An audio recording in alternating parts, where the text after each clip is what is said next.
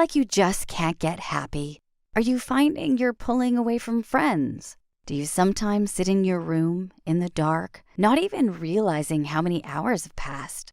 Depression can affect anyone, especially teens. About 20% of all teens experience depression before they reach adulthood. That's a worrying statistic. When singer Will Smith's daughter, came out and said she suffered with depression, the comments at the bottom of many articles were attacking her, saying, "What have you got to be depressed about?" A lot of people don't understand that mental illnesses don't discriminate between age or circumstance. Often, depression is even more difficult to recognize in young people than adults, because as a teen, you experience so many changes at this stage in your life. But the longer you feel this way, the more likely it's going to disrupt your life and turn into a long-term problem. So Psych2Go shares with you 5 ways to recognize depression. 1. Continuous low mood or sadness. Do you often feel very sad and low for a prolonged period of time? If you're feeling this way, things that normally lift your mood won't bring the same joy and happiness. You may feel low or cry for no specific reason. It's a good time to reach out and talk to someone. 2. Being irritable or intolerant of others. Irritability can be missed as a symptom of depression, as you're often stereotyped as moody and irritable already. It's also a very common symptom of depression. Often you'll have a very short temper and snap at people you love for no apparent reason. If you notice a change in your mood, it might be best to discuss it with someone, a parent, a school counselor, doctor, or a friend.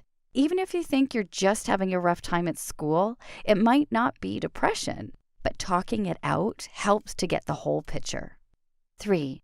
Showing feelings of helplessness.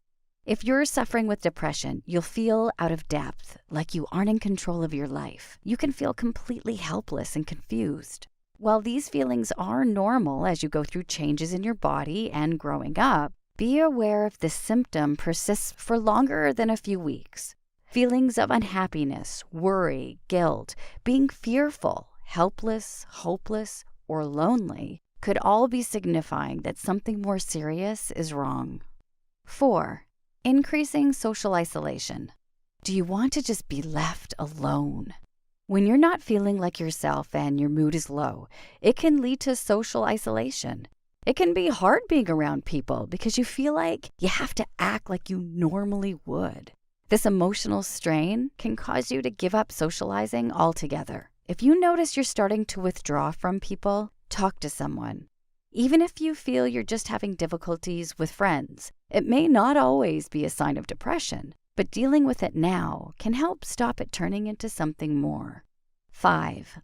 Little to no enjoyment of things you once liked. Have you lost interest in being involved in after-school clubs, music practice, or sports? Do you feel like you don't want to go and are contemplating dropping out? You might not even watch your favorite TV shows with as much interest. Not enjoying things you once liked could be a sign you're depressed.